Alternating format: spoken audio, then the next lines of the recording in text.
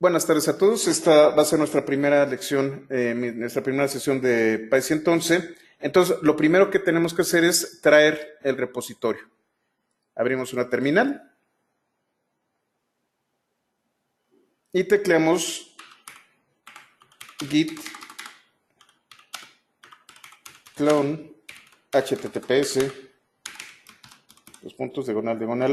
github.com /pythonista mx /PySI 11.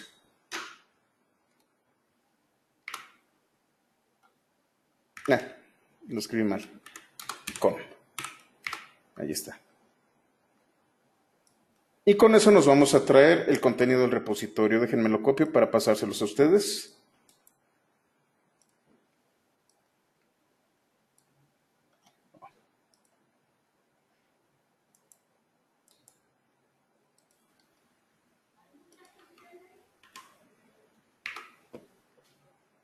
Listo. Entonces, ustedes ya deben de tener... ¿Dónde lo guardé? Déjenme ver dónde estoy. Está en documentos. En este caso yo lo tengo en documentos. Su sabor, pero sobre todo, las... Dejen cerrar micrófonos. Ahí está. Y entonces ustedes deben tener PySI 11. PySI 11 es más corto. Estamos hablando que son 11 capítulos. Yo espero poder terminarlo esta semana. Vamos a tener aproximadamente 3 sesiones. Y bueno, vamos a comenzar con el primer capítulo, que son las clases y el objeto object y sus instancias. Aquí es en donde empezamos, aquellas personas que vienen de otro lenguaje de programación, perdón, se cortó la comunicación, particularmente Java, van a sentir ciertas diferencias con respecto a cómo manejan los objetos en Python. Entonces, vamos a tratar conceptos que son compartidos por otros lenguajes de programación, pero pues obviamente con una gran dedicatoria a cómo lo hace Python. Entonces, bueno, ¿cuáles son las particularidades que tiene Python con respecto a los objetos? Como lo vimos en PySI 101, absolutamente todo, incluyendo las funciones y las propias clases, son un objeto. Tipos y clases son sinónimos en el caso de Python. Python, a diferencia de otros lenguajes de programación, permite la herencia múltiple, que lo vamos a ver. No existen métodos ni atributos privados, ni siquiera protegidos. Prácticamente, bueno, no prácticamente. Todos los atributos y métodos son públicos. Los atributos pueden ser accedidos directamente.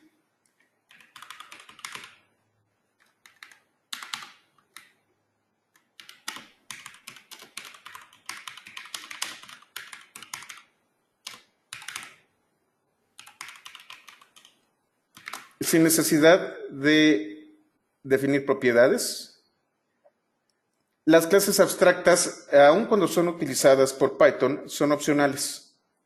Las clases abstractas son elementos que nos permiten a nosotros precisamente trabajar con el tema de abstracción. Vamos a hacer también, se me fue el nombre de esta cosa, encapsulamiento. Pero no son necesarias en Python. Vamos a hablar un poco de este concepto, pero las clases abstractas realmente no son tan importantes en Python. Permite una técnica llamada monkey patching, doctyping y creación de mixins. Esto lo vamos a ver. Estos 3 elementos, monkey patching, doctyping y mixins, no son tan comunes en otros lenguajes de programación. Esto es muy importante, permite la sobrecarga de operadores y permite la creación de nuevos tipos de datos. Entonces, vamos a comenzar. Las clases. ¿Qué es una clase? Una clase es un prototipo de código a partir del cual se pueden crear objetos que van a adquirir las propiedades y características y comportamientos definidos por la clase. Durante PySI entonces estuvimos viendo distintos tipos de datos y tan solo con definirlos, lo que hacía Python era instanciar a partir de la clase base, que puede ser str, o puede ser int, o puede ser complex, o puede ser list. Y todos los métodos y atributos que contenía esta clase, en este caso este tipo de dato, eran asignados a esta instancia del tipo.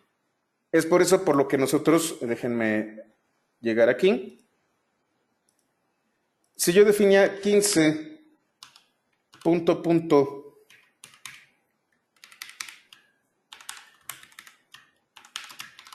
apps, por ejemplo, vamos a colocarle int. Yo no necesitaba hacer absolutamente nada, simplemente definir el número. Python identifica esto como tipo float y le asigna todas las características del tipo float. A esto se conoce como una clase. Tengo un objeto que está dentro del sistema, al cual yo puedo tomar como referencia, y estos elementos que pertenecen a ese tipo o clase van a obtener los mismos atributos y los mismos métodos. Este método transforma un objeto tipo float en un entero. A esta acción se le conoce como instanciar. A partir de este modelo, ustedes pueden crear objetos que tengan las características definidas en este modelo. Yo utilizo mucho el símil de la caverna de Platón. Seguramente ustedes han escuchado de ella.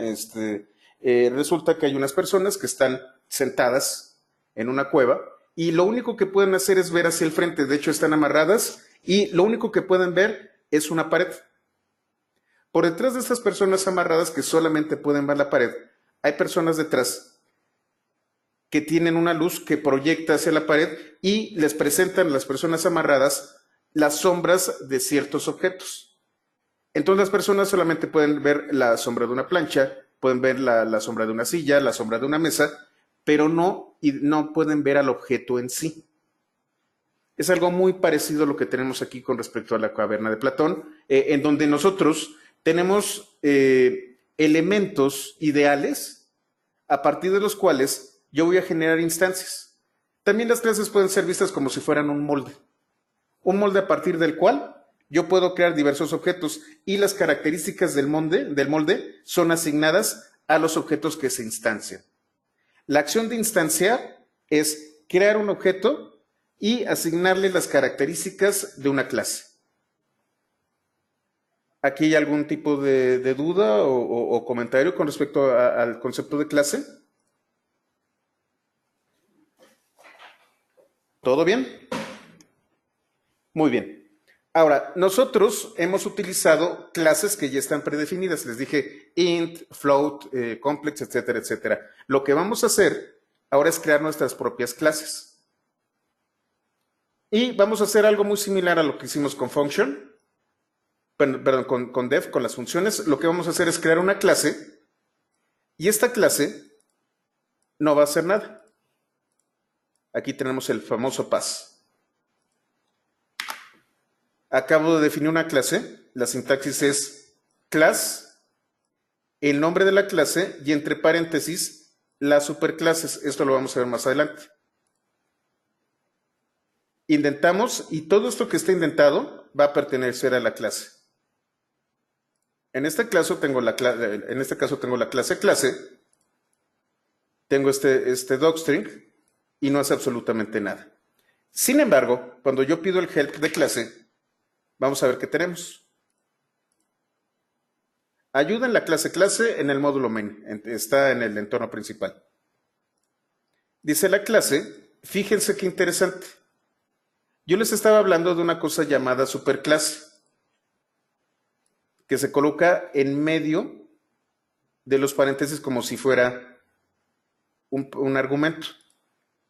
Clase tiene como superclase a object. Eso es lo que me está diciendo. Ahorita les platico de object. Tengo el docstring y los datos que se definen aquí. Yo no definí esto. ¿Quién definió esto? Object. Object lo vamos a ver un poquito más adelante. Quédense con esta idea.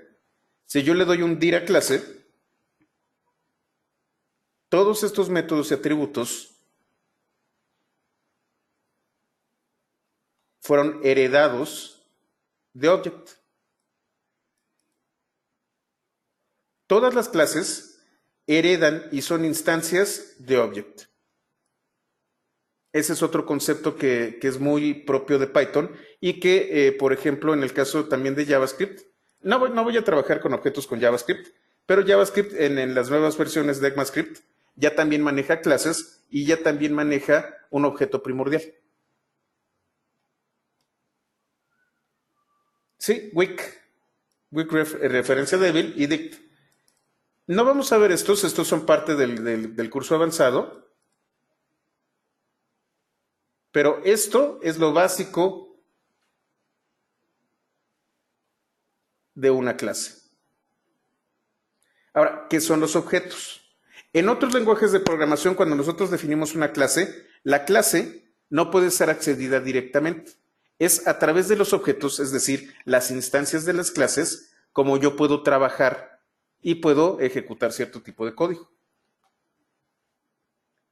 ¿Cómo creo un objeto? ¿Cómo instancio un objeto? El nombre de la clase, y si requiere algún tipo de argumento, se colocan los argumentos entre paréntesis. En este caso, no hay argumentos, entonces yo puedo instanciar una clase. Otra vez, es el nombre de la clase y paréntesis. Aquí cabe hacer una pequeña observación. Como mejor práctica, las clases utilizan el formato camel case. ¿Qué significa camel case? Que cada una de las palabras, si tenemos una clase compuesta por varias palabras, la primera letra de cada palabra que compone al nombre de la clase es mayúscula. Con esto, yo sé que estamos hablando de una clase.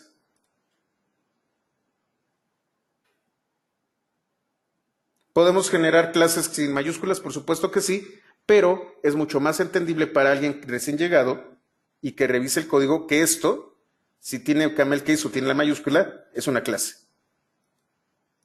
¿Qué ocurrió aquí? Instancié un objeto. Instancié un objeto en el entorno principal, que es una instancia de clase, y esta es la posición de memoria. Voy a instanciar otro objeto. Objeto es una instancia de clase, y si se fijan, las posiciones de memoria son distintas.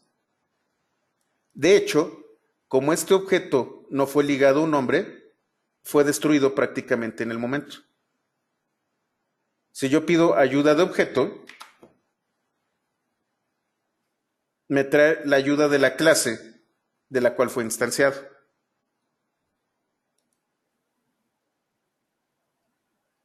Aquí lo que yo voy a hacer es generar un objeto de tipo tuple que va a contener 4 instancias de clase y se va a llamar objetos. Lo que voy a hacer con este for es imprimir el número identificador del elemento y el elemento. Y entonces este es el número identificador y esta es la descripción que tenemos del objeto. Como pueden ver, yo tengo identificadores distintos para cada objeto instanciado de clase. Aun cuando son instancias de clases, son objetos distintos.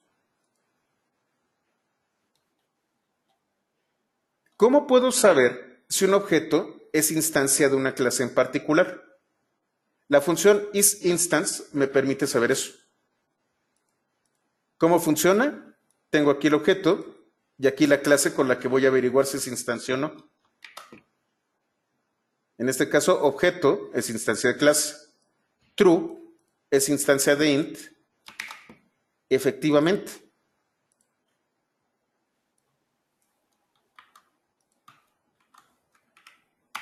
Pero true también es instancia de bool. ¿Esto qué significa? Puede significar varias cosas. Que int sea una superclase desde la cual hereda bool, o que para generar bool utilicé int también como un elemento para construcción. Puedo tener una herencia múltiple. Si no entienden el concepto, no se preocupen porque lo vamos a estar trabajando. Sin embargo, vale la pena que vean esto. True es instancia tanto de los números enteros como de bool. Gerardo, ¿quieres comentar algo? Bueno. Ahora, el objeto object es el elemento de Python a partir del cual se construye todos los demás elementos. Object, digamos que es la piedra angular de todos los demás objetos de Python. De hecho, no va con guiones bajos. Voy a utilizar una nueva notación, que es esta de aquí, para que se vea mejor.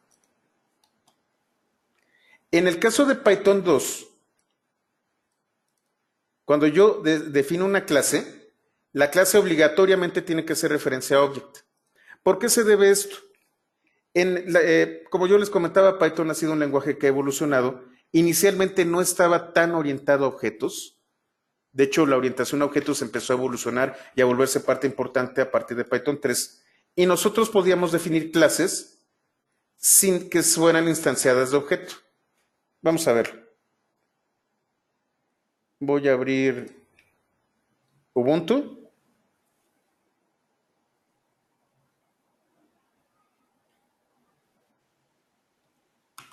Voy a entrar a Python 2.7. Lo hice mal. Aquí está. Se metió a Python 3.7. Déjenme salir de aquí.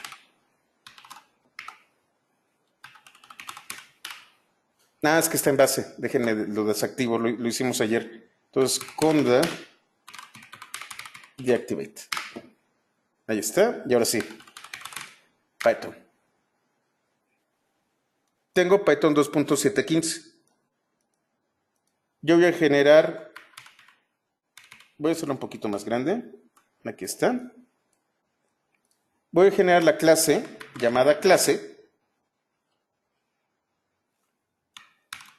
2 puntos, 1, 2, 3, 4. Le voy a colocar ejemplo de una clase simple.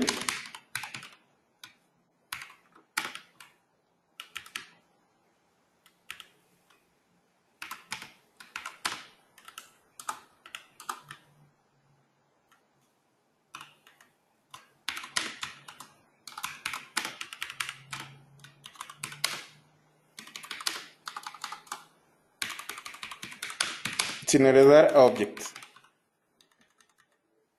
Enter, 1, 2, 3, 4 y luego pass.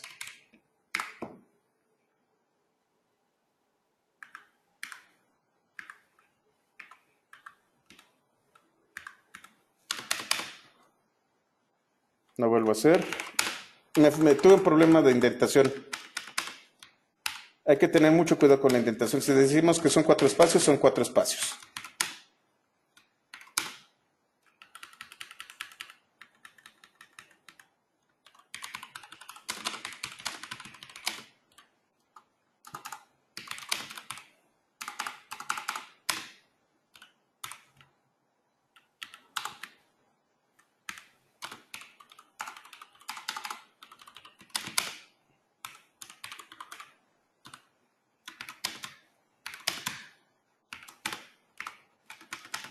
Ahora sí pasa. Y entonces, si yo pido help en esta clase,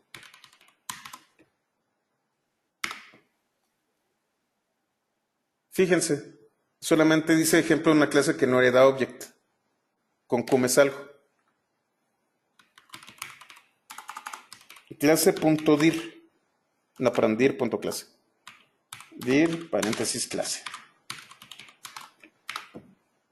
Solamente tiene doc y module. Es lo único que tiene. Y ahorita les explico por qué tiene doc. Pero no tiene todo lo demás. Para que yo haga una clase correctamente dentro de Python 2, tengo que definir Yo voy a colocar clase nueva con control L limpio.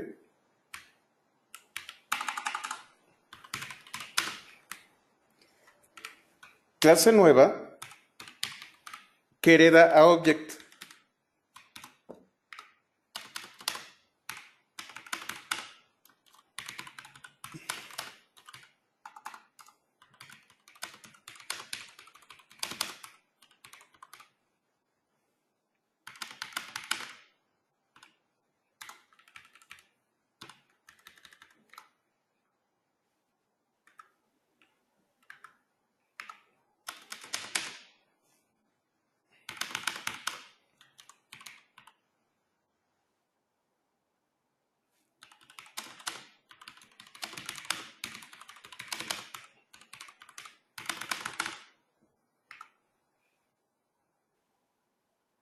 Ah, es que me está colocando 4. Ahí está. Y ahora sí, 1, 2, 3, 4, paz. Y ahora sí, dir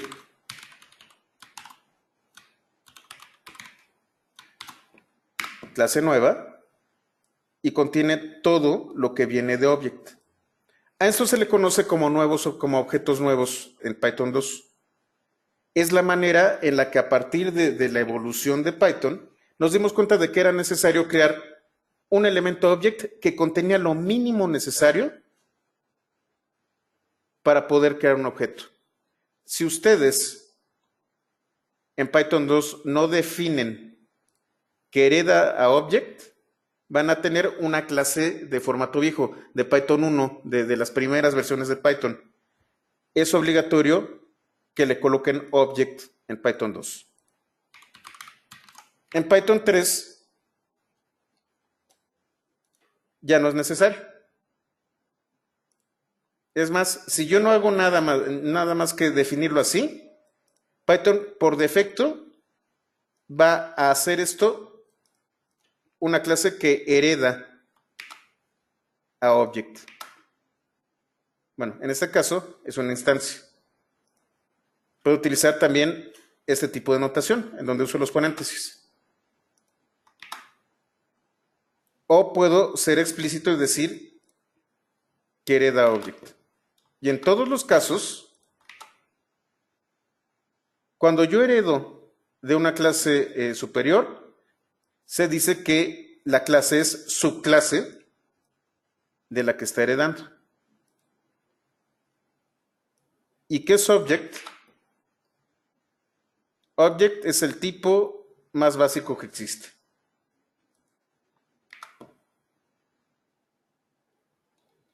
Entonces tenemos un objeto primordial. Esto ocurre en otros lenguajes de programación. Como les comentaba en JavaScript, JavaScript ya también maneja objetos primordiales. De hecho, existe el tipo object en JavaScript, que se aplica a todos los objetos.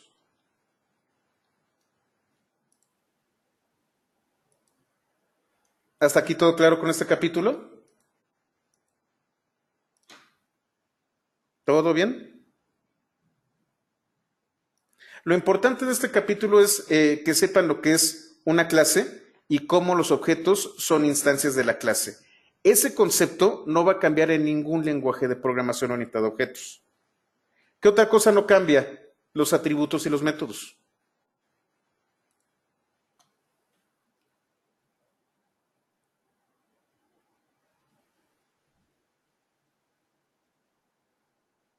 Nosotros estuvimos también trabajando constantemente con atributos y métodos a lo largo de Py 101. Aquí voy a crear una clase que va a tener tanto atributos como métodos. Como yo les comentaba, los atributos en Python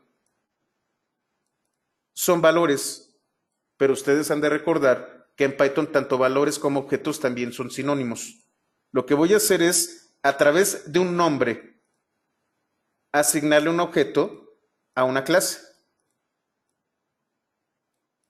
Y es tan sencillo como invocar el nombre, definir el nombre, utilizar nuestro operador de asignación, ya que estamos asignándole este nombre. Para acceder, utilizamos el operador de atribución, que es el punto.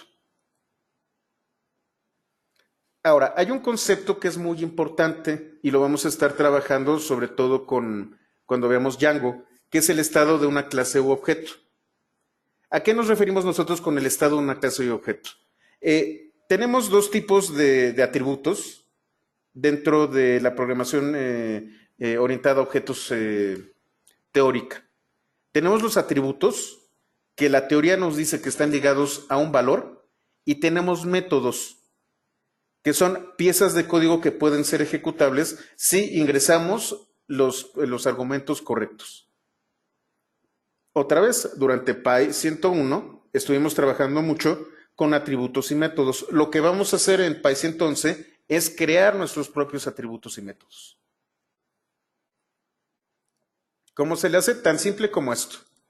Voy a tener la clase cuadrado con este docstring y va a tener el atributo lado igual a 1. Voy a tener el objeto cuadros, que contiene un objeto tipo tuple con 4 instancias de cuadrado. El segundo elemento, el que tiene índice 1, este de aquí, tiene un atributo lado. Ahora, al que tiene índice 0, le voy a cambiar el atributo. Ahora lado va a ser igual a 3. Y al que tiene índice 3, al cuarto elemento, lado va a ser igual a 11.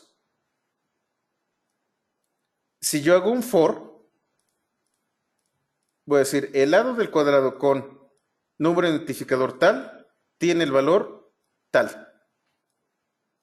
Entonces lo que voy a hacer es sacar el número identificador y el atributo lado de cada uno de estos elementos.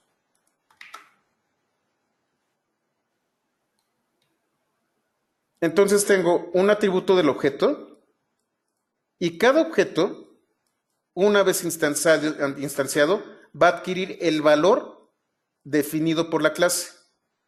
A esto se le conoce como atributo de clase. El valor del atributo de la clase se le va a asignar automáticamente, pero yo puedo modificarlo.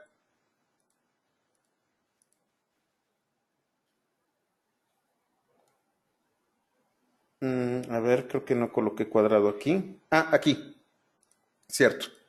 Ahora, tengo la clase cuadrado.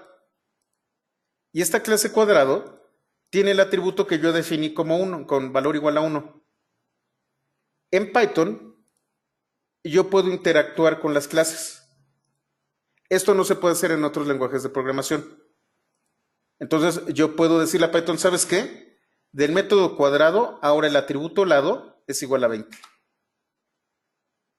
Como cambié el atributo de clase, todas aquellas instancias de la clase que no hayan modificado ese atributo van a adquirir el valor de 20. Tengan mucho cuidado porque esto puede ser riesgoso. En otros lenguajes de programación, sobre todo los que son compilados, bueno, las clases son inamovibles. En el caso de Python, como es un lenguaje interactivo, yo puedo modificar los valores que tiene una clase. Esto es muy útil porque hace muy dinámico el lenguaje, pero al mismo tiempo puede provocar problemas de seguridad. Tengan mucho cuidado ahí. ¿Qué hago yo para agregar un atributo? Tengo el nombre, que puede ser el nombre de una clase o el nombre de un objeto. El nombre del atributo, que no debe de existir, igual a objeto. Vamos a ver. Nuevamente tengo la clase cuadrado y solamente tiene el atributo lado. Saco 2 instancias de cuadrado que se va a llamar cuadros. ¿Y qué dice aquí? El valor de unidades en el objeto tal es tal. Y estoy pidiendo el identificador de cuadrado y el atributo unidades. Yo no veo unidades por ningún lado. ¿Qué es lo que va a pasar? Un error de atributo. Cuadrado no tiene el atributo unidades. No lo definí. ¿Qué pasa si a la clase cuadrado le creo el atributo unidades y va a ser igual a metros. Nuevamente, como Python es un lenguaje interactivo, puede hacer esto. Yo le puedo añadir al vuelo atributos de clase. Y al ser un atributo de clase, todos los objetos instanciados de esa clase automáticamente van a tener ese atributo. Los atributos de clase son conceptos que sí permean a todos los otros lenguajes de programación orientada a objetos. La diferencia es que en la mayoría de los casos de lenguajes compilados, las clases son intocables. En el caso de Python, yo puedo modificarla conforme vaya avanzando mi programación. Y por ejemplo, aquí lo que estoy haciendo es al elemento de índice 1 de cuadros, le voy a asignar el atributo nombre con valor rectángulo. Le acabo de pegar un objeto tan solo con asignarle un nombre, darle un nombre de atributo. Y entonces yo lo puedo llamar así. Sin embargo, a diferencia de los atributos de clase, los atributos que yo le aplico a un objeto no influyen a los demás objetos. En este caso, cuando pido el primer elemento de cuadros, pues no va a encontrar nombre jamás, porque el único objeto al que le pegué el atributo es a nombre. Y aquí vamos a hablar de un concepto llamado agregación. Hay lenguajes que optan por cierto tipo de concepto para hacerlo primordial. Algunos optan por la adherencia, otros optan por, ¿cómo se llama? Por agregación, como sucede aquí. Otros pueden hacer prototipos y cosas por el estilo. Y entonces tenemos lenguajes de programación que pueden extender tanto a las clases como a los objetos de cierta manera. Java, por ejemplo, y Objective-C utilizan mucho el tema de herencia. Herencia ligado a una cosa llamada prototipos. No los vamos a ver aquí, sin embargo, vale la pena que lo tengan en mente. ¿Cómo elimino un atributo? Con del. Ya sea el nombre de la clase o el objeto y el nombre del atributo. Entonces ahora tengo nuevamente la clase cuadrado, el atributo lado igual a 1 y unidad igual a metros. Instancio cuadrado dos veces y hacemos lo mismo. Para el primer objeto de cuadros le voy a asignar el atributo alto con este valor. Si yo quiero eliminarlo, únicamente del y el nombre del atributo ligado al objeto. Si lo vuelvo a llamar, me va a mandar un error de atributo.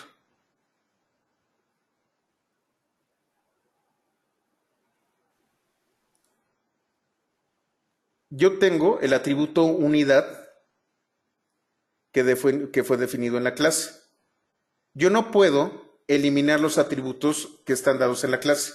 Si trato de eliminar el atributo unidad del objeto cuadros, del primer elemento del objeto cuadros, me va a marcar un error. La única manera en la que yo puedo eliminar unidad es eliminarlo de la clase. Acabo de eliminar el atributo de clase unidad. ¿Todo bien? ¿Todo está en orden? ¿No está demasiado complicado el tema de atributos y métodos? Muy bien. Vamos a continuar con algunas funciones que me permiten a mí manipular atributos. Tengo hasAttr, getAttr y setAttr y delAttr. Es obtén el atributo, fije el atributo y elimine el atributo. Es muy común que se encuentren con esta sintaxis en otros lenguajes de programación. Get, siempre que se encuentren ustedes get, es obtén. dame el valor. Siempre que se encuentren en Python get es que tengo que obtener algo. ¿Cómo funciona? El nombre de la clase o objeto que voy a utilizar, coma, el nombre del atributo como una cadena de caracteres y el objeto y este objeto es lo que me va a regresar en caso de que no encuentre un valor del atributo. Tengo setAttr, el nombre de la clase o objeto, coma, el atributo como cadena de caracteres, y este objeto es el que yo le voy a intentar asignar a este atributo. Aquí hay diferencias. Con get, este objeto es lo que me va a regresar en caso de que no lo encuentre. Con set, este es el valor que le voy a dar al atributo que yo estoy nombrando aquí. Set, si existe el atributo, lo que va a hacer es modificar el atributo. Si el atributo no existe, va a añadirlo. Y del otro no es otra cosa más que eliminación del atributo. Nombre de la clase del objeto, el atributo que voy a eliminar, y si no lo encuentro, ¿qué es lo que me va a regresar? Entonces, vamos a verlo. Otra vez, la clase cuadrado, en donde tengo solamente el atributo lado igual a 1. Instancio, ahora en objeto tipo list. Y lo que voy a hacer es, al segundo elemento de cuadros, el atributo lado va a tener el valor de 15.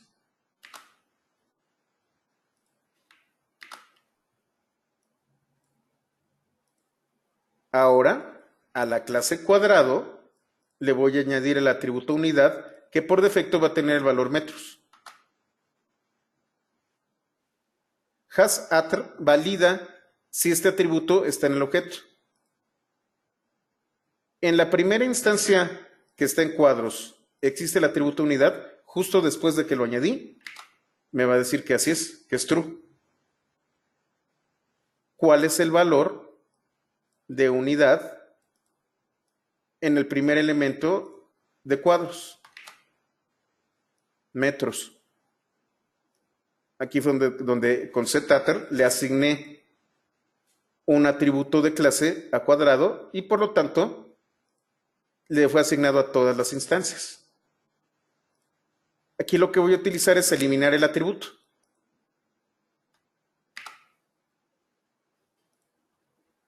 ¿Existe el atributo unidad en cuadrado? La respuesta es no. ¿Qué pasa si yo trato de obtener el atributo?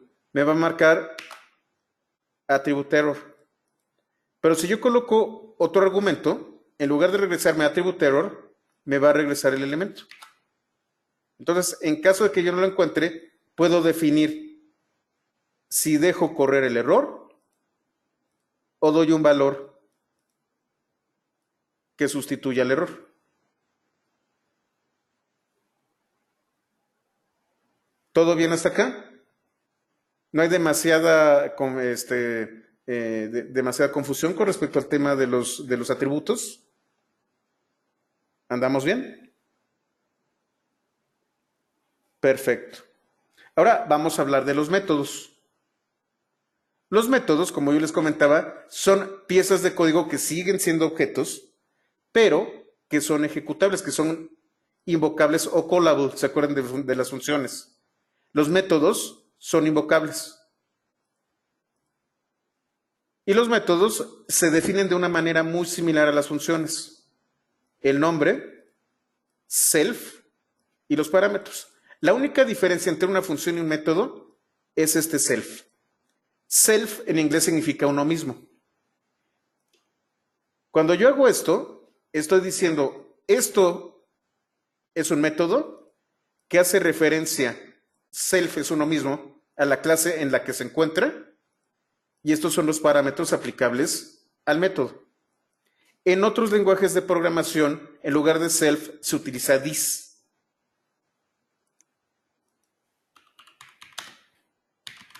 Java y JavaScript y PHP y otros manejan this. En el caso de Python, ustedes pueden colocar cualquier nombre aquí. Siempre que coloquen este nombre, se están refiriendo a la clase o al objeto en donde se encuentra. Y el resto son parámetros. Vamos a ver un ejemplo.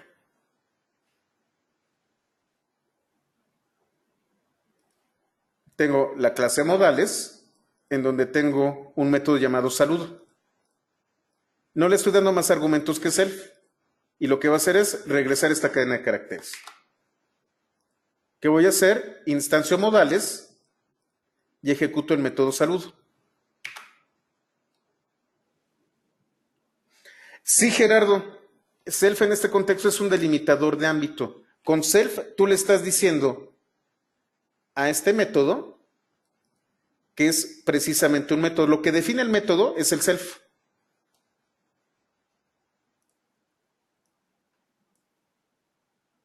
Si no, sería una función. Y es lo que vamos a ver posteriormente. De hecho, lo vamos a ver un poco más adelante en este capítulo. Ahora, yo tengo atributos y métodos. ¿Por qué es importante el self? El self me permite a mí, precisamente como lo acaba de decir Gerardo, definir un nuevo ámbito para los métodos. Es el ámbito dentro de la clase y el objeto en el que se encuentra. Con self, yo puedo acceder a los métodos y atributos del objeto en el que se encuentra el método. Vamos a ver. ¿Cómo le hago? Dentro de un método yo puedo acceder a todos los elementos de un objeto en donde se encuentra utilizando self, punto, y el atributo o método al que voy a hacer referencia. Self es uno mismo. Entonces lo que estoy diciendo es, por favor, busca el atributo dentro del objeto al que pertenezco.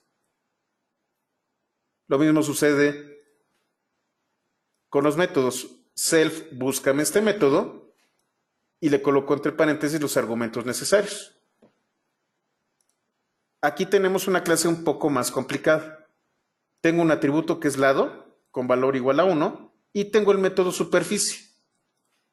Superficie no pide nada, si se fijan solamente está self, pero va a regresar el atributo lado al cuadrado.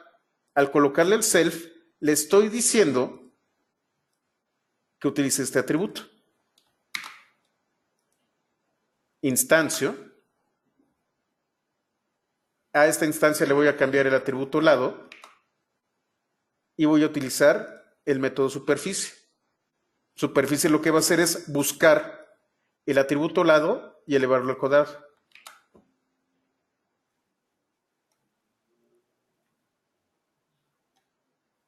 Entonces, self me da una nueva dimensión. Me da un ámbito del objeto en el que yo estoy ejecutando este método. Vamos a ver más adelante que existen otro tipo de métodos. Vamos a ver los métodos de clase y los métodos estáticos, que son métodos que no utilizan self, utilizan otras cosas. Vamos a verlo. ¿Qué estoy haciendo aquí? Voy a crear la clase cuadrado, lado igual a 1, y voy a definir el método sub. El método sub, fíjense, va a crear el atributo superficie y le va a asignar esta operación. Otra vez, self es lo añado al objeto a la clase a la que pertenezco. Instancio cuadrado. Cambio el atributo lado de cuadro.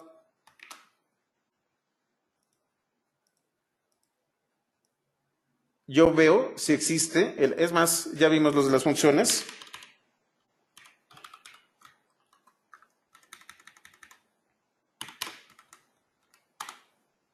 Esto es un poco más elegante a nivel de programación.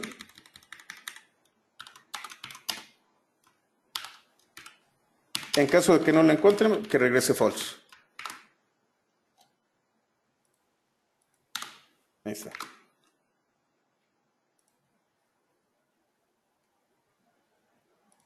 No, no, no es cierto, ya no es necesario esto. Es nada más esto, perdón.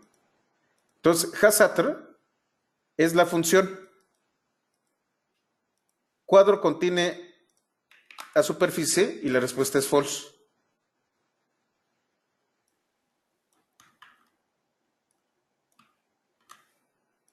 Ahora voy a ejecutar el método sub. El método sub lo que va a hacer es ejecutar esta expresión y ligarla al método superficie. Ejecuto el método, no regresó nada, pero sí cambió el estado de este objeto. ¿Por qué? Porque ahora si hay un atributo superficie. Fue creado cuando yo invoqué a este método. Y si le doy un dir, tengo lado, sub y superficie. Ahora, ya hablamos de ámbitos, vamos a hablar de los ámbitos de los métodos. Los métodos tienen un ámbito local, es decir, las variables y nombres que yo defino dentro del método. Voy a tener el ámbito global, que es el ámbito del intérprete, un ámbito superior, y además accedo a los atributos y métodos que están dentro del objeto o la clase que me contiene. Entonces vamos a hacer esto.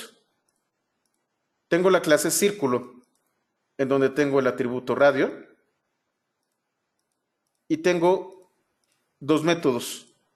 Uno que es sub, que me va a calcular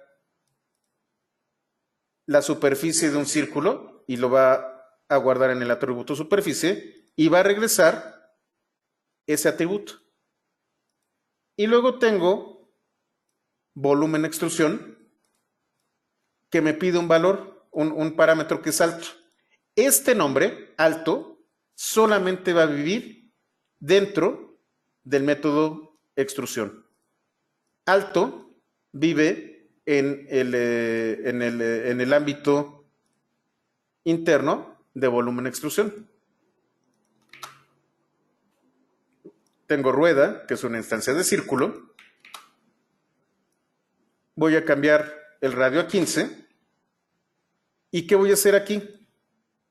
Voy a llamar volumen de extrusión con el argumento 12. Lo va a cachar alto. Fíjense qué va a ocurrir. Va a regresar la ejecución de sub. Entonces va a llamar a sub, va a calcular la superficie, va a crear el atributo superficie y lo va a regresar. Y lo que regrese lo va a multiplicar por alto. Voy a colocar aquí el hasAtr.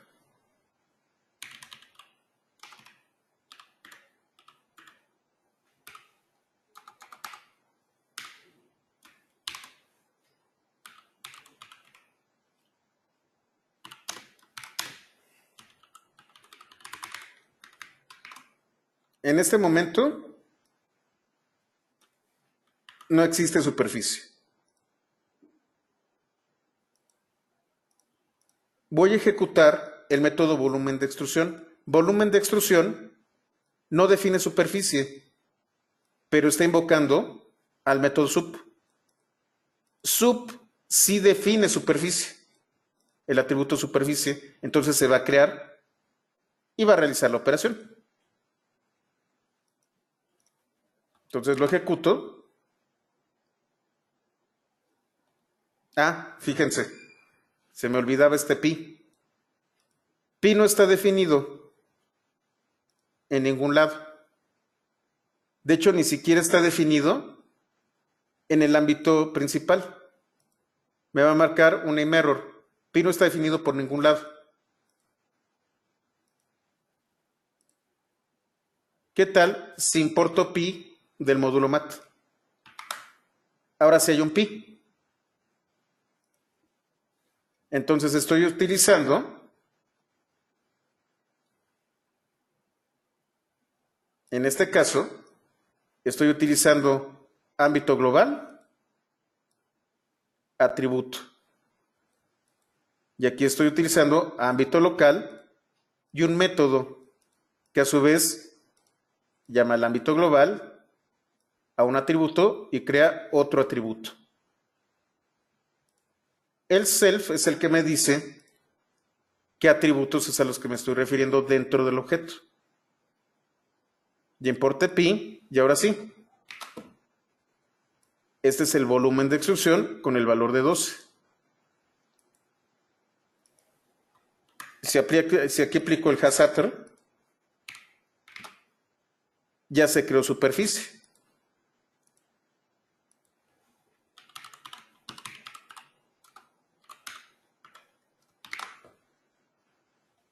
Y este es el valor de la superficie. Ah, bueno, yo lo había colocado aquí. Ahora, yo no creé el atributo alto. Únicamente utilicé el nombre alto en este método. Como es método local, esto va a ser name error. Perdón, attribute error.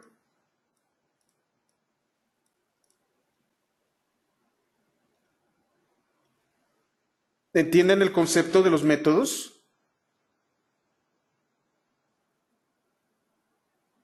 Sí, puedes utilizar el pi de NumPy. ¿Todo queda claro? Dime, Gerardo.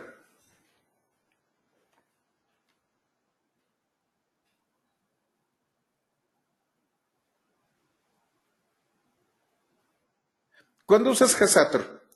Hasatter lo utilizas mucho, sobre todo cuando programas. En lugar de llamar un atributo, lo que tú puedes utilizar es esto, inclusive como un nombre de variable. En lugar de Hasatter rueda superficie, lo que vas a hacer es rueda, y aquí puedes colocarle el nombre atributo.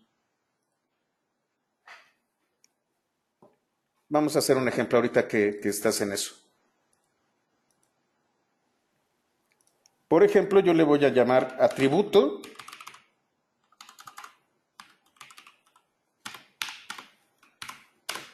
igual a radio.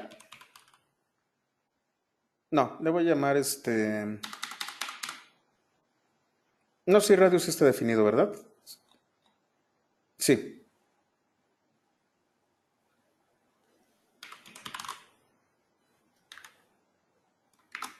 Entonces defino el nombre atributo. Puedes hacerlo de dos maneras. Rueda.atributo.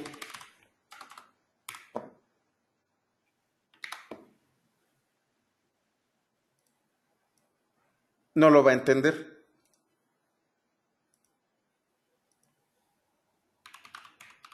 Get_attr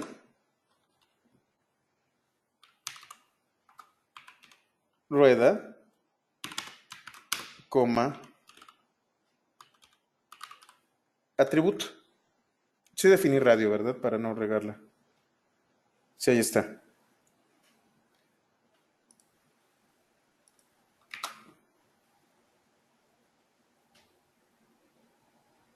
Ah, no, perdón, sin las comillas, ahí está. Y entonces, lo que contiene atributo, que es esto de aquí, yo lo puedo utilizar con getAttr. Esta es la manera en cómo programáticamente tú accedes a los atributos. Yo puedo definir cualquier atributo que pudiera estar dentro del objeto que yo ponga. Es más,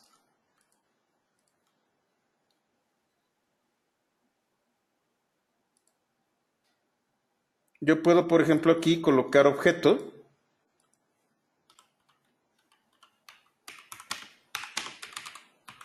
igual a rueda.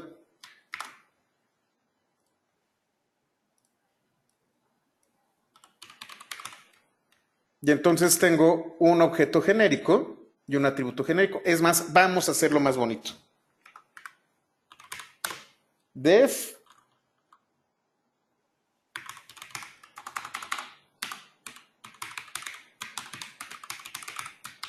consigue atributo. Objeto, coma, atributo. y return getAttr objeto atributo. Acabo de generar esta función. Ah, se me olvidó dejarle 4 espacios. Ahí está. Los 2 puntos, válgame Dios. Se nota que ya estoy cansado. Por ejemplo, previamente definí cuadro.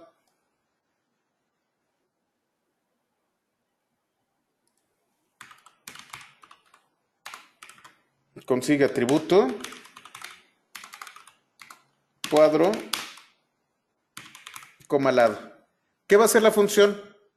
La función va a tomar como primer argumento cuadro y como segundo argumento atributo. Bueno, como segundo argumento lado. Y lo va a aplicar con getAttr.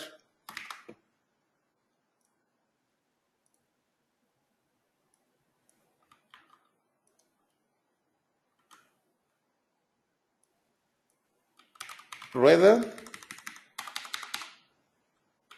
radio.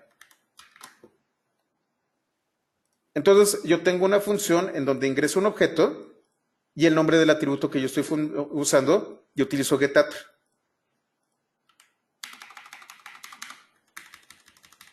Si yo hiciera esto, objeto.atributo, atributo lo tomaría literalmente. Buscaría el atributo llamado atributo dentro del objeto que yo estoy dando. ¿Sí queda claro?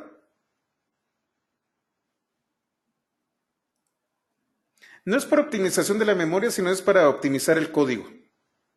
A veces tú vas a generar funciones genéricas en donde le vas a dar objetos, cualquier tipo de objeto. Es más, esto es una función que tú puedes reutilizar en cualquier objeto que tenga un atributo.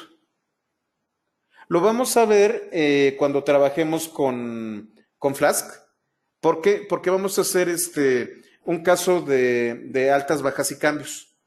Yo tengo una lista que les voy a llamar campos. Esos campos en realidad son atributos.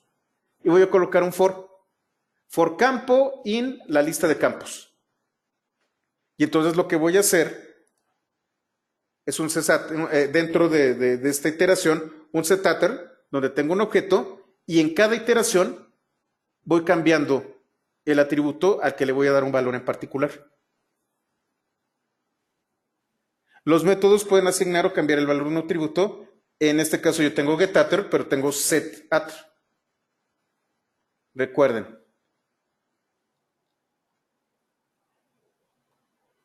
Get es para obtener el valor. Has es para validar si existe el método. Perdón, si existe el atributo. Con esto obtengo la información del atributo y con esto puedo crear o modificar el atributo. Y con delAttr lo elimino.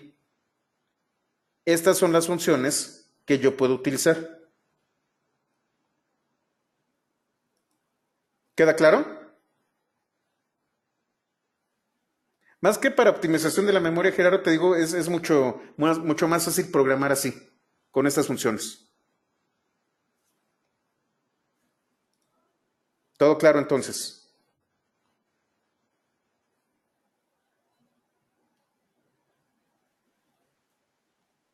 Ahora, vamos a hablar de algunas cosas que en otros lenguajes de programación son pecado. Yo, por ejemplo, puedo agregar funciones a objetos. Esto se conoce como monkey patching. Entonces, por ejemplo, tengo la clase animal que tiene el atributo nombre y es Fido.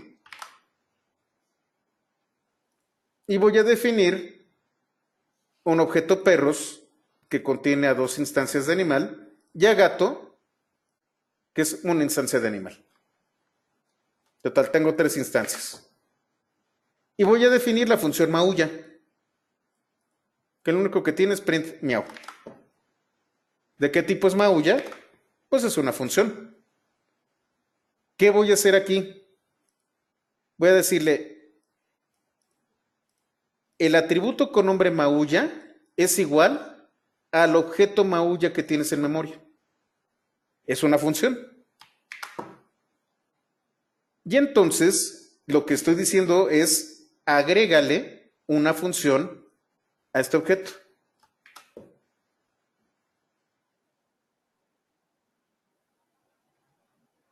Otro ejemplo. Tengo la función duerme, que hace esto. Yo lo que voy a hacer es pegarle una función al método, al objeto animal.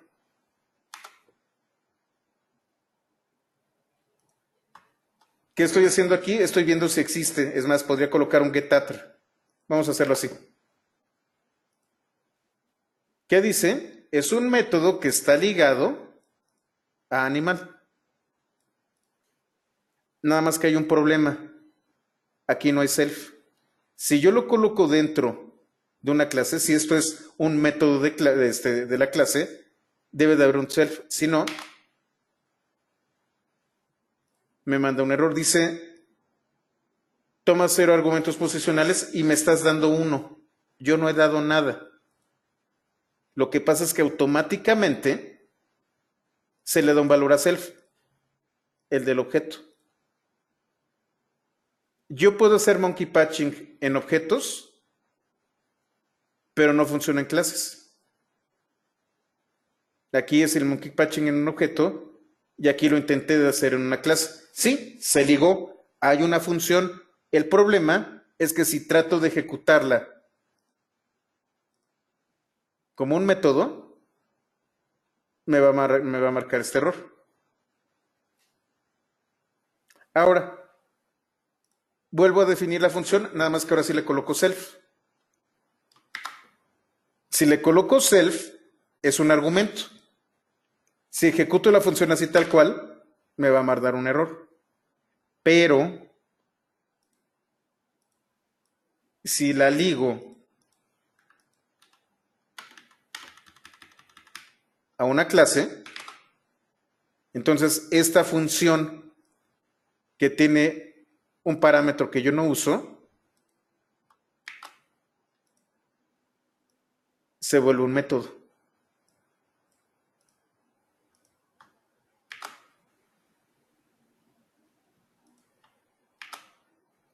¿Qué estoy haciendo? El identificador de la función maulla. Ese es el número identificador de la función. El número de identificador del atributo maulla es el mismo.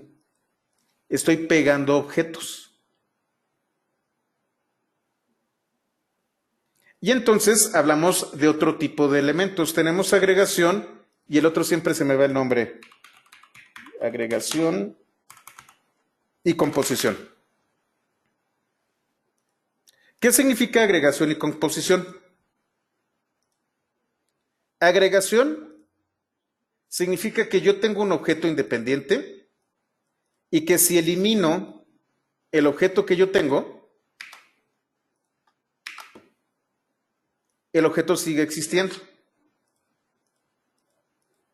Esto es agregación.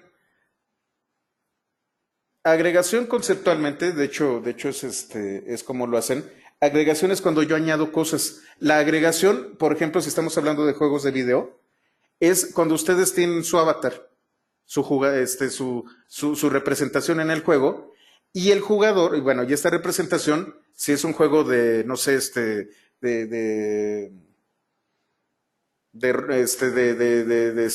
tirador, a lo largo del juego se va encontrando con paquetes de alimento o unos paquetes de primeros auxilios, o se encuentra balas, o se encuentra un arma. Ustedes se hacen de estos objetos, se los agregan a su avatar. Es más, ustedes pueden guardar los objetos, normalmente así sucede en los juegos, en un locker aparte. Y esos objetos persisten aun si matan a su jugador. De hecho, es a veces lo que hacen los mineros de Bitcoin. Se ponen, los mineros de los juegos, no sé si han escuchado de eso, son personas que a lo único a lo que se dedican en un videojuego es a tomar objetos. Guardan estos objetos dentro de su locker y se los pueden vender a otro jugador por dinero real. Eso es la agregación. Cuando independientemente de mi objeto que obtuvo a estos objetos, yo puedo separarlos.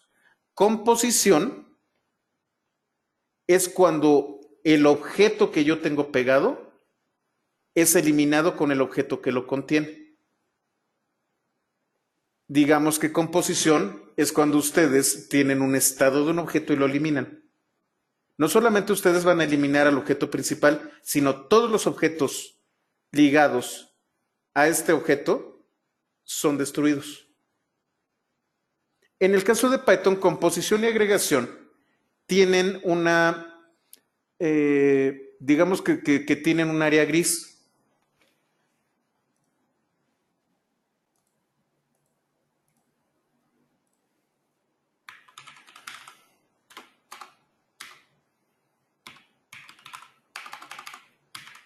Tenemos, si ustedes recuerdan, esta instancia de cuadro, que es lado.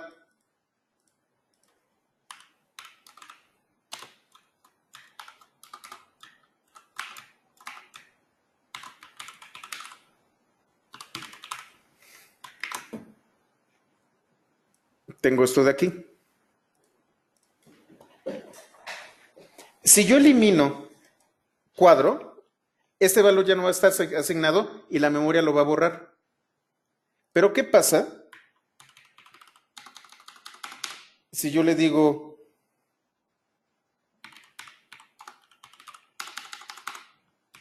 magnitud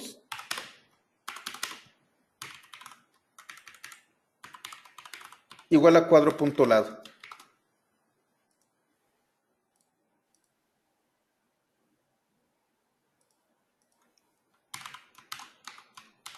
El identificador de magnitud es el mismo que el del atributo lado.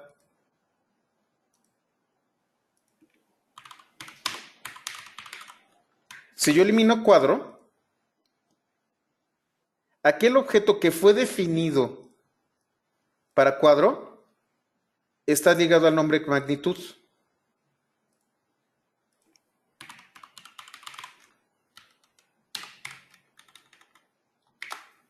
Y entonces lo que originalmente era composición se volvió agregación. En otros lenguajes de programación está muy bien definida lo que es la composición y la agregación. Composición, el valor o el objeto que yo ligo a un atributo es destruido con el objeto que lo contiene. Agregación es cuando yo le puedo pegar objetos y estos objetos tienen la capacidad de vivir, de existir en memoria, independientemente del objeto que los contiene. Se van a encontrar en todos los libros, en toda la literatura de programación orientada a objetos, estos conceptos. En el caso de Python, hay un área muy gris con respecto a lo que es agregación y lo que es composición. ¿Queda claro? Se lo van a encontrar prácticamente en todos los lenguajes de programación. Y aquí es en donde viene la diferencia. Como Python, todos los valores son objetos, entonces yo puedo hacer esto. Extraer un objeto, ligarlo con otro nombre, y aun cuando elimine el objeto, no elimino al objeto que estaba pegado. En otros lenguajes de programación hay tipos básicos, que son valores. Si elimino al objeto, el atributo es un valor, elimino los valores. ¿Todo bien hasta aquí? ¿No hay muchas dudas? Perfecto. Recuerden, los apuntes los actualizo todos los días, entonces estas modificaciones van a aparecer seguramente ya hoy en la tarde. Ahora vamos a ver solamente algunos atributos y métodos especiales. Seguramente les ha estado causando curiosidad aquellos métodos que tienen dobles guiones bajos. Nos hemos topado con muchos métodos que tienen dobles guiones bajos. Esto es un indicador sintáctico. Más bien un identificador de estilo. Cuando ustedes se encuentren que están rodeados de dobles guiones bajos, significa que estos son métodos especiales. Que son métodos que están dentro de los objetos, pero que tienen características particulares. Por lo general, es que comparten el mismo nombre con otros objetos. Ahorita vamos a ver el tema de los operadores justamente aquí. Por ejemplo, con dobles guiones bajos tenemos el método add. Vamos a verlo. dir 1. Y entonces tengo abs, add, and, bool, sil, class, etcétera, etcétera. Este calcula el valor absoluto. Este realiza la operación de suma. Este, cuando se encuentra un AND. Este, cuando quiero convertirlo en booleano. Este, cuando trunca un valor. Ahorita les platico qué es este. Este regresa la división, el resultado, ¿cómo se llama? Bueno, el residuo de la división. Este se aplica cuando yo aplico el doble igual para ver si equivale a algo. Y así sucesivamente. El secreto que tiene Python para poder utilizar los operadores es que no los aplica directamente. Cuando se encuentra con un operador o con una función como abs, va a buscar el método dentro del objeto.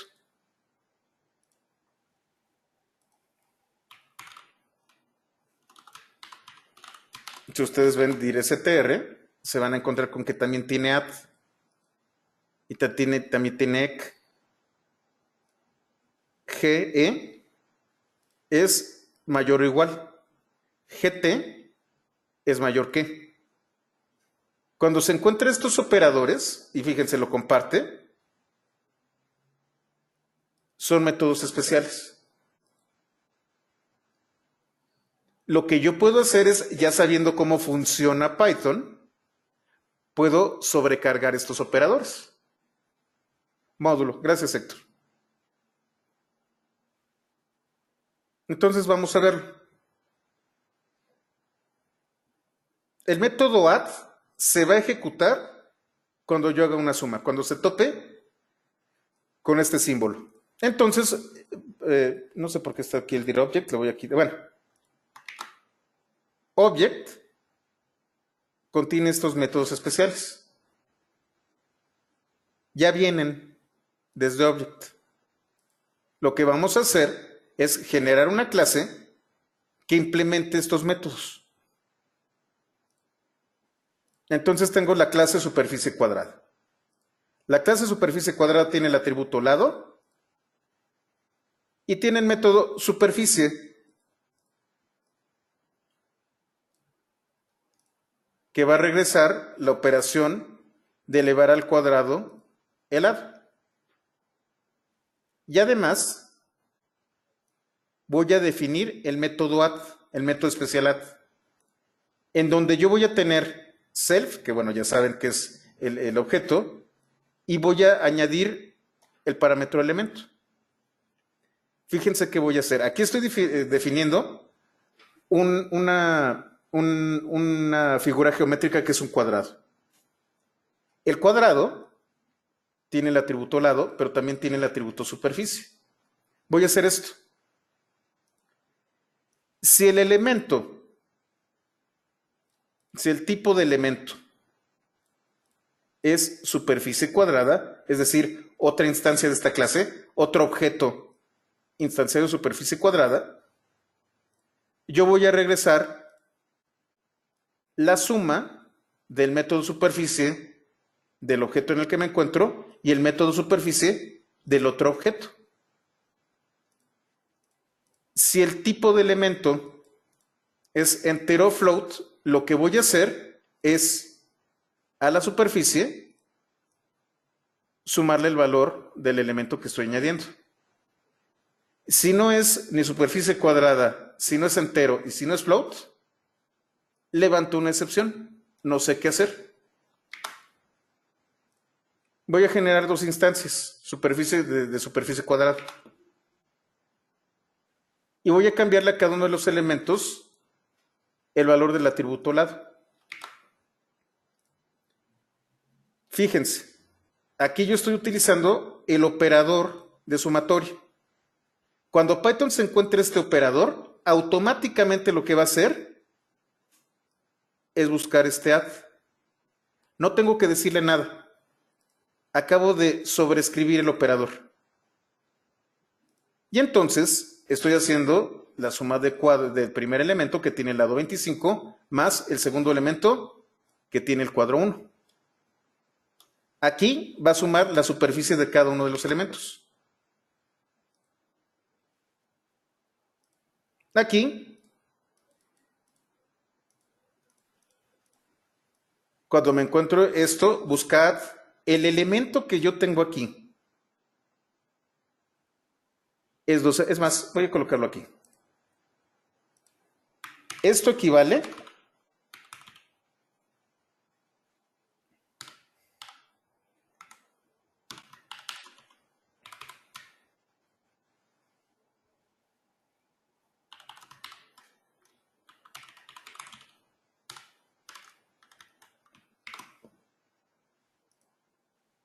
esto que estoy haciendo aquí equivale a ejecutar esto así.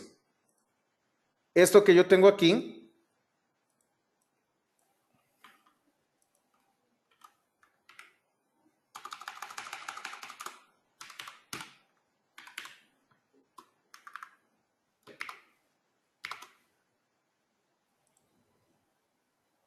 no es una coma, es un punto. Estoy utilizando el método add de manera automática con el operador. Yo puedo generar mi propia álgebra y mis propias ejecuciones de operadores. Y aquí viene un problema.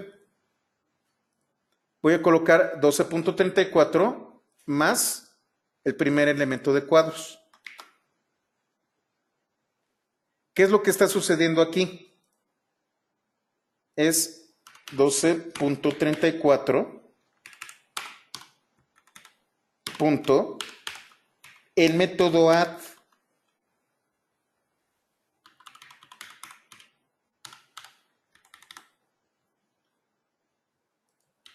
Pero no el método add de cuadros. Bueno, del elemento instanciado.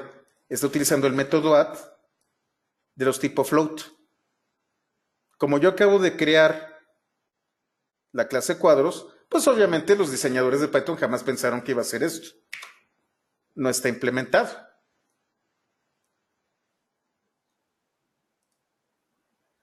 ¿Qué pasa si ejecuto esta operación?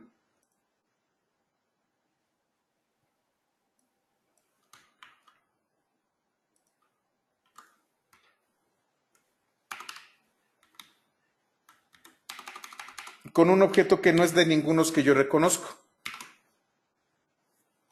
Levanté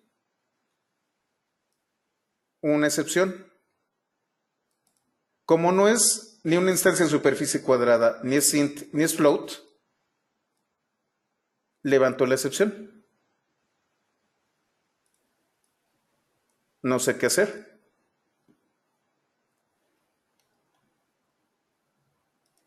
Entonces, otra vez, en este caso, si yo coloco a la izquierda el objeto tipo float, me sale not implemented.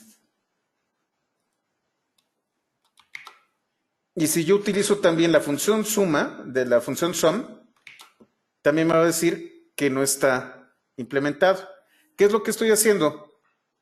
El método add solamente se va a aplicar cuando el objeto esté a la izquierda, no a la derecha. ¿Cómo le hago yo para que independientemente de donde se encuentre, se haga la operación? Pues existe otro método que se conoce como métodos de operadores recíprocos y es radd. Radd, de hecho yo le coloco en lugar de recíproco right. Cuando yo me encuentro la R, significa que mi objeto se encuentra a la derecha, no a la izquierda. Vamos a trabajar aquí. En este caso, en el caso de suma, el orden de los factores no altera el producto, pero en el caso de división, no es lo mismo tener a la izquierda que a la derecha el objeto. Si yo tuviera a la derecha la división, tendría que generar un método específico para RDIF. En el caso de READ, es muy simple. Tengo otra vez superficie cuadrada y tengo RAD. Lo único que tengo que hacer es llamar al método add con el elemento. Estoy reutilizando. Ya definí add. Bueno, si está a la derecha, pues es exactamente lo mismo.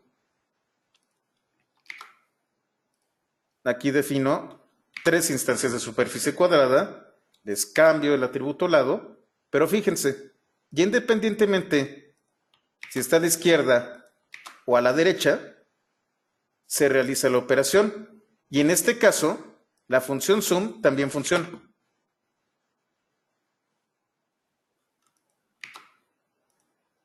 El único problema es cuando me encuentro con un objeto que no reconozco.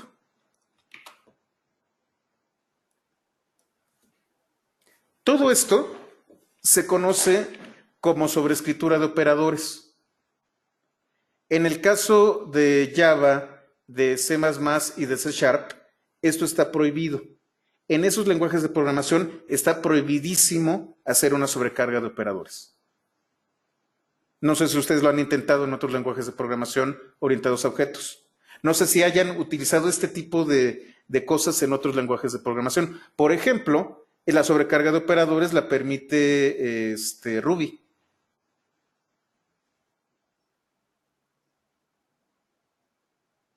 Y entonces, y es por eso por lo que Python es tan utilizado para el cómputo científico, pues ustedes pueden generar cualquier tipo de reglas cuando se encuentran estos operadores.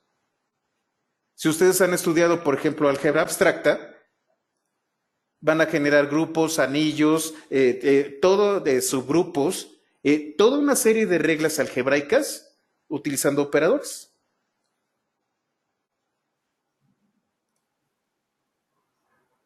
Por eso Python es tan utilizado en cómputo científico.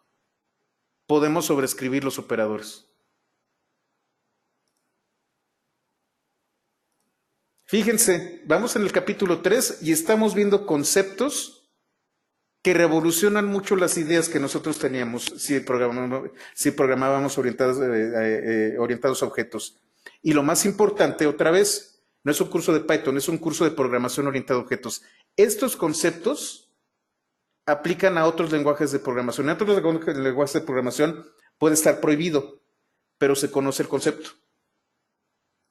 ¿En C# sí se puede sobrecargar operadores? No lo sé, honestamente no he programado en C#. Voy a serles franco. Entonces, bueno, ¿qué otros métodos tenemos?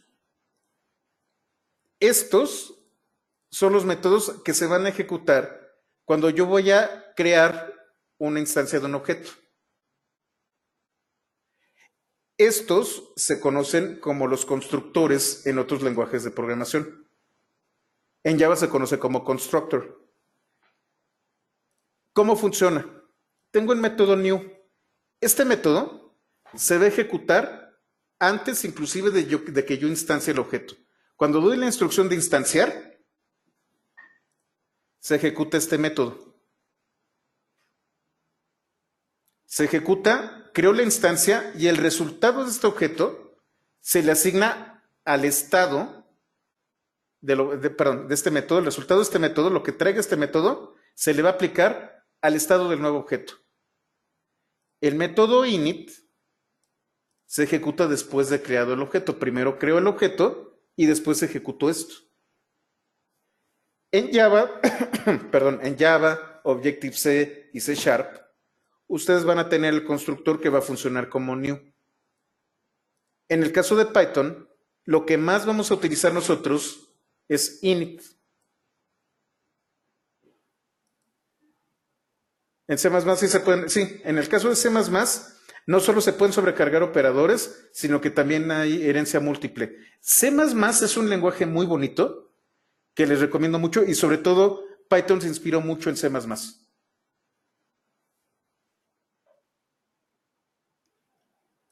El método init es muy particular. Este método init es el que va a recibir los argumentos que yo ingresé cuando instancie un objeto. Si ustedes recuerdan, al instanciar un objeto yo coloco los paréntesis. En esos paréntesis yo puedo colocar argumentos.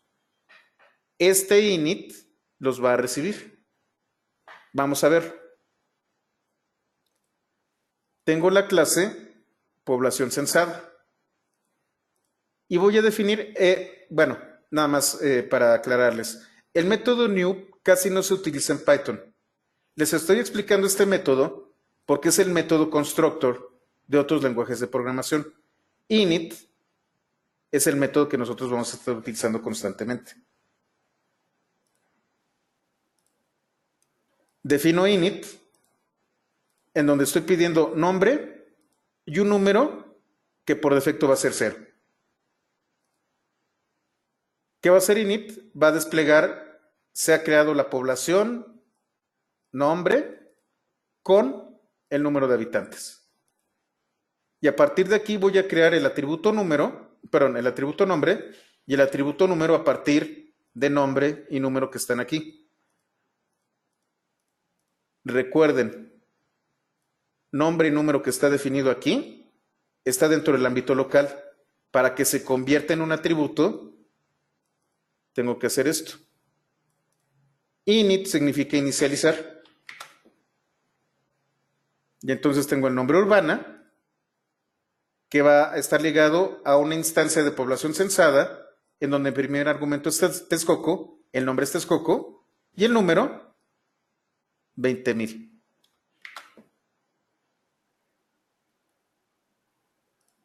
Cuando yo hago la instancia, esto que estoy colocando yo entre paréntesis es lo que va a cachar init. Lo cacha y crea estos atributos.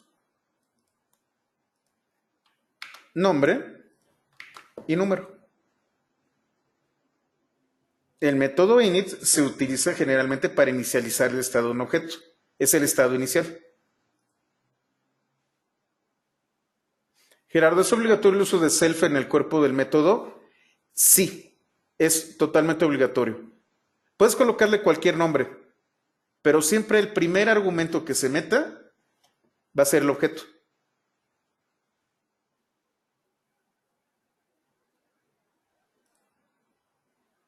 El método del es el destructor. Del se va a ejecutar cuando yo me deshaga del objeto. Entonces tengo la clase ente, que es bastante metafísica. Un init, en donde tengo el nombre, que por defecto es Juan. Y entonces init va a imprimir, hola, mi nombre es tal. Y voy a crear el atributo nombre. Y luego tengo del, en donde imprimo el nombre y luego ha dejado de existir. Voy a tener 3 instancias de ente. Una, la que le voy a asignar el atributo nombre Hugo, Paco y Luis. Fíjense, tan pronto como yo le di Shift Enter, se instanciaron estos 3 objetos. Cada uno de ellos tiene su método init y tiene este print.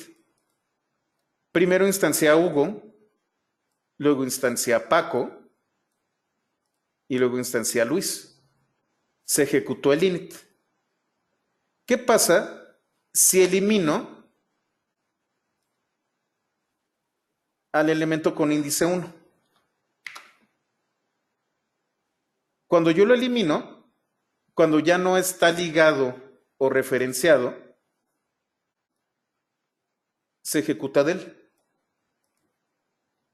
Se eliminó todo, se eliminó todo el objeto tipo list, eliminó a lo que contiene. ¿Por qué? porque no hay ningún nombre ligándolos. Y aquí genera una instancia.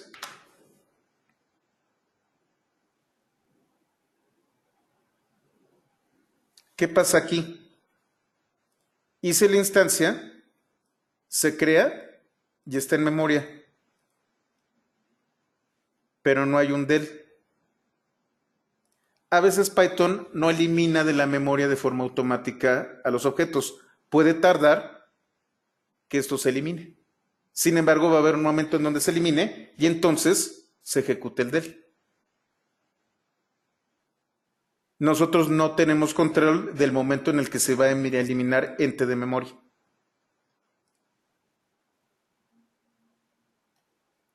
¿Qué otros atributos tenemos?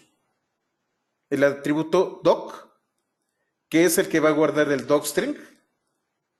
Class, que es el que va a tener el nombre de la clase de la que fue instanciado, un objeto. Y el método dir, que va a regresar una lista de los atributos del objeto. Vamos a trabajar otra vez con la clase ente. Instancio, entidad, va a ser una instancia de ente. No le voy a dar no le voy a dar nombre en particular, entonces va a ser Juan el atributo. El punto doc de entidad es el docstring de documentación, por eso se llama doc, es para la documentación. Class me dice el nombre de la clase de la cual fue instanciado. Y dir, lo que hace la función dir en realidad es buscar este método.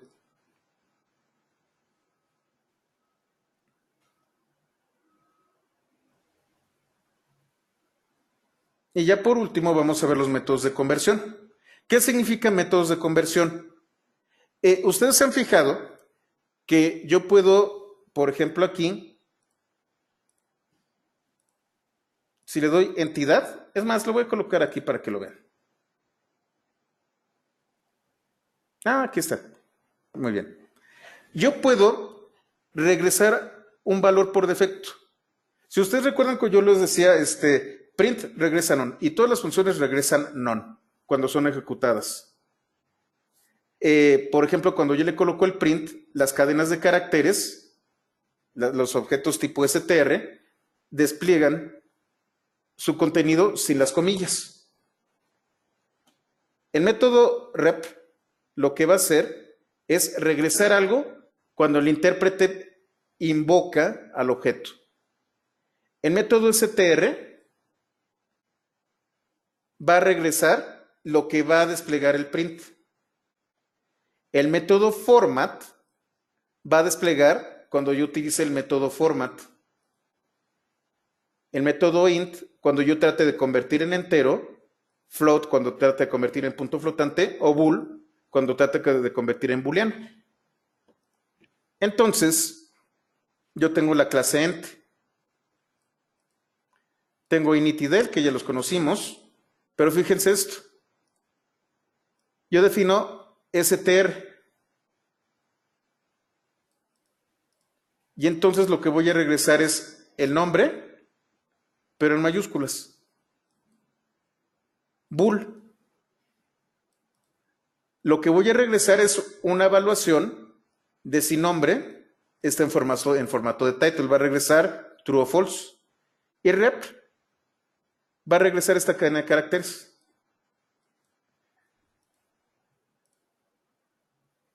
Instancio. Se va a llamar Luis Ramón. Este ente con minúsculas. Si yo en el intérprete lo nombro, lo que voy a hacer es ejecutar rep.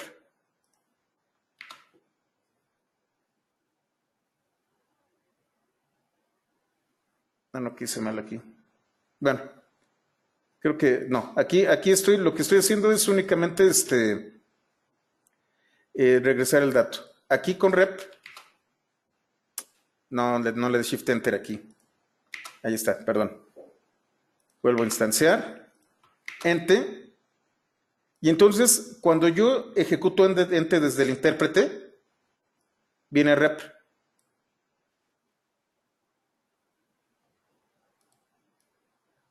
En lugar de que dijera esto que vimos nosotros que apareció, en lugar de que diga esto, rep me regresa esto de aquí.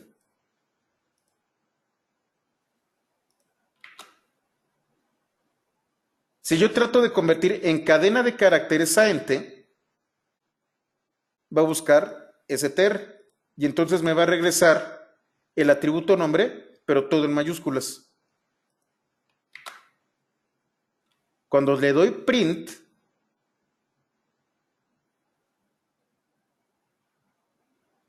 perdón, va a utilizar va a utilizar también str. Print lo que hace de manera interna es buscar el método str y ejecutarlo.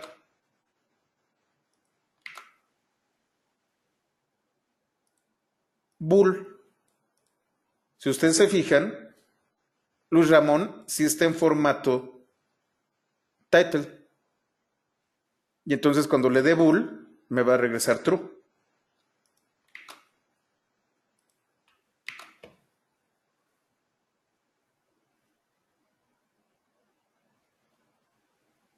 Puedo crear mis propios objetos que pueden ser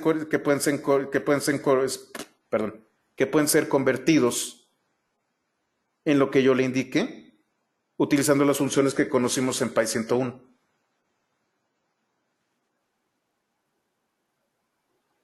Y tenemos el famosísimo método iter,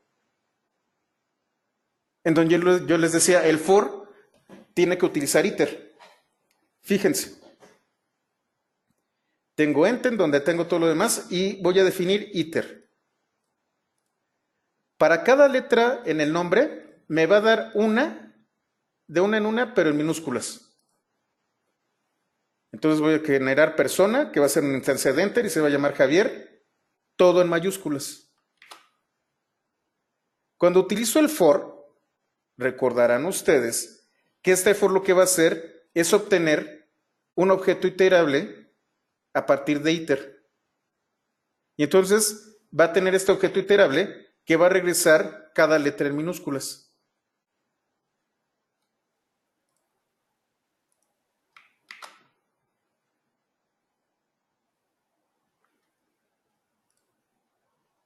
Déjenme ver, for letra en persona.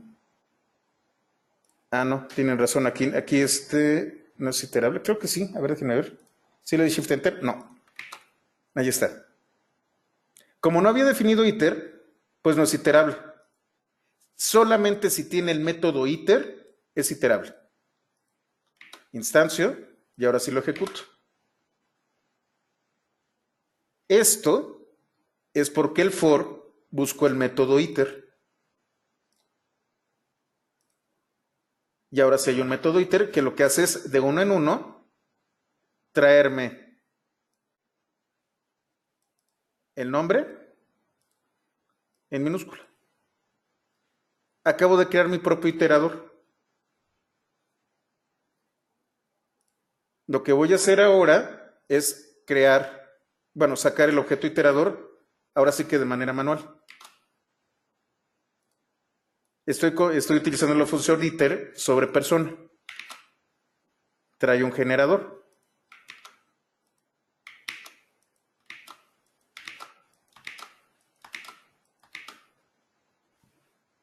Y así es como funcionan los iteradores en Python.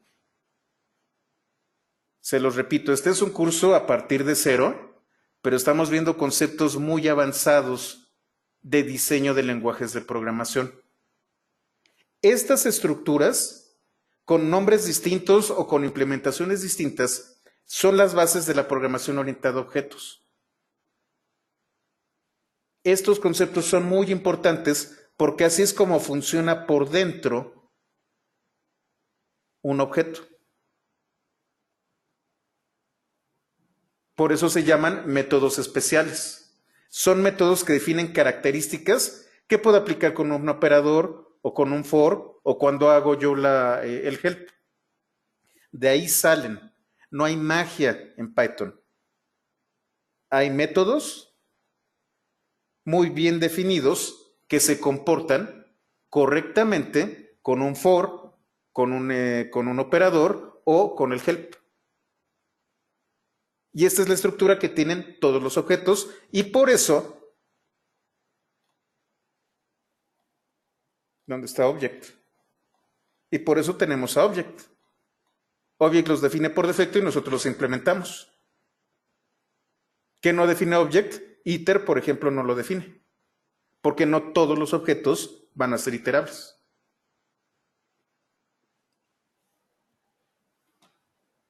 Por eso se conocen como métodos especiales y por eso se definen con estos guiones bajos. Son métodos que pueden ser utilizados por Python y que son compatibles con otros objetos. ¿Hasta aquí todo claro? ¿Todo está bien?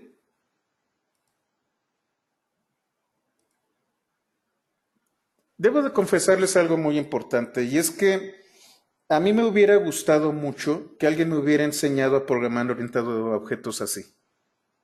Les dan una serie de reglas, los avientan al ruedo, pero no les explican por qué o de dónde salió. Y entonces los objetos los toman como si fueran cosas mágicas que no saben de dónde salen. Con esto, ustedes ya tienen muy clara la estructura del lenguaje, cualquier lenguaje orientado a objetos.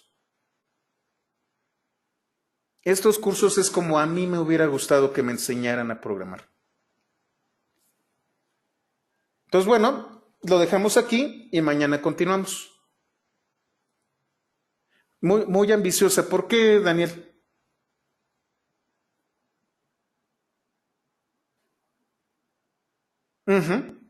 Sí, la verdad sí. Y es que, pues creo que no van a encontrar un curso en donde se les explique así la estructura de un lenguaje orientado a objetos. Es lo que nos va a diferenciar de los chinos, de los chilenos, perdón, de los chinos, de los alemanes, no de los chilenos, porque tenemos gente chilena aquí afortunadamente, pero es lo que necesitamos en español. Es lo que necesitamos aprender para poder compararnos con otros programadores de otras regiones. Es ese poquito de más, ese poquito de conocimiento adicional que nos diferencia de los demás. De eso se trata Pythonista, de dar este pequeño, ahora sí, de tener la tecnología enfrente de nosotros y entenderla a profundidad y poder aplicarla. Y si se nos coloca Java, Objective-C, C++ o C# u otro lenguaje de programación, que entendamos cómo funcionan. Poder movernos rápidamente entre lenguajes de programación. De eso se trata. Entonces, bueno, lo dejamos aquí y nos vemos el día de mañana.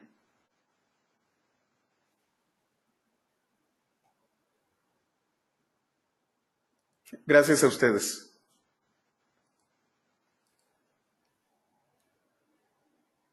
Perdón. No, bueno, mañana, perdón, estoy perdido en los días. Mañana es martes, mañana es miércoles, hoy es martes. Mañana sí vengo. Cuando no vengo es el jueves. Entonces, mañana sí hay sesión, el jueves no hay y el viernes hay sesión. Entonces, hasta mañana.